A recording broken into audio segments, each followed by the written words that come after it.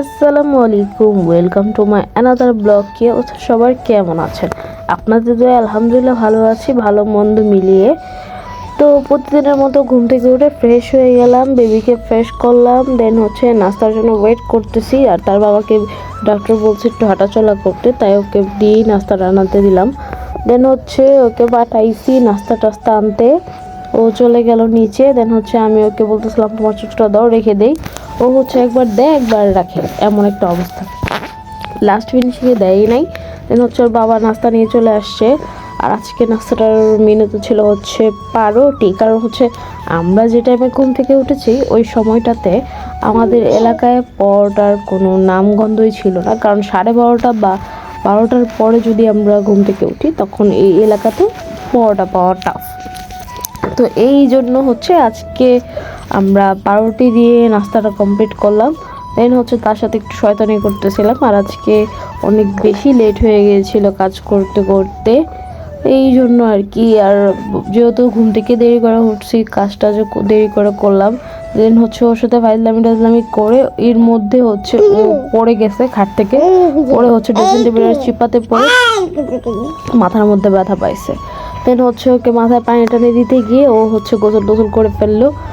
আর কি ওকে ফ্রেশ করে গোসল টোসল করে রেডি করে বসাইলাম। দেন আমি আমার কাজে চলে যাব।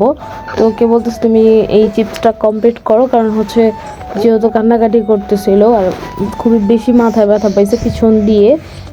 এখন একটু কমছে, কিন্তু যখন ব্যথাটা পাইছে তখন আর কি ফুলের মতো অবস্থা হয়ে গেছে। কি আর বলবো, যেহেতু ওকে বসে দিয়ে আমি কাজে যাব, তো এই জন্য ওকে আবার ও ড্রেসিং টেবিলের উপর কোকের বোতল ছিল আমার। দেন ওটা খাবে, এই জন্য রেখে দিয়ে গেলাম। আমি বললাম তুমি এটা খাও, ও তোর খুলে খেতে পারবে না, এখন এই কোকের জন্য আমার দাঁড়ায় থাকতে হইতেছে। এর মধ্যে কালকে কাজ করতে করতে অনেক বেশি লেট হয়ে গিয়েছিল। তখন হয়তো কয়টা বাজে, এই সময় যে ভিডিও ফুটেজটা তখন 2টা বাজে। ভাবা যায় কি একটা অবস্থা। মানে ঘুম থেকে দেরি করে উঠলেও সমস্যা, তাড়াতাড়ি উঠলেও সমস্যা, এমন একটা ঝামেলা। এই আমার জীবন। তারপর ওরে ওইটা খাওয়ার পর ও থামে নাই। দেন ওর বাবার ফোন ওকে দিয়ে দেন আমি চলে যাচ্ছি।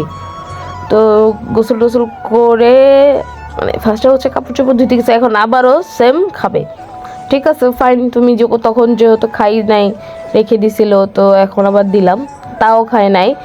এর মধ্যে তার বাবা লাঞ্চ নিয়ে বলেছে, লাঞ্চ কমপ্লিট করলাম, সব খাবার দাবার সব কিছু খেটে ওকে ঘুম পাড়ানোর চেষ্টা। দেন ওখানে দাঁড়ায় দাঁড়ায় ঝুলতেছিল, তারপর ব্যথা পাইছে, এখন কান্নাকাটি শুরু করেছে।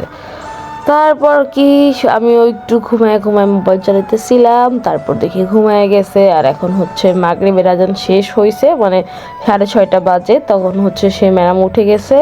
আর তার বাবা বলতেছে তুমি আর কতক্ষণ কম্বলের নিচে থাকবা, উঠো উঠো। তো আর ভালো লাগে শীতটার মধ্যে। তো এর মধ্যে সে আমার কাছে চলে আসছে, আমিও তার সাথে ফাইজলামি করতেছি, কি আর করবো বলেন, বাচ্চা বলে কথা। দেন ওকে ফাইজলামি করে বানাইতেছিলাম। আর ও ইদানিং যাবত অনেক পাকনামণি হয়ে যাচ্ছে, কি বলবো, কিছু বলার নেই। আর এই যে কতগুলো কুটু দাঁত হয়েছে। তারপর আর কি আবার ফোনের জন্য কান্নাকাটি করতেছে। তো ফোন টোন দেখে তার বাবা তার জন্য আপেল নিয়ে আসছে, ওইটা তার বাবা তাকে কেটে দিচ্ছে।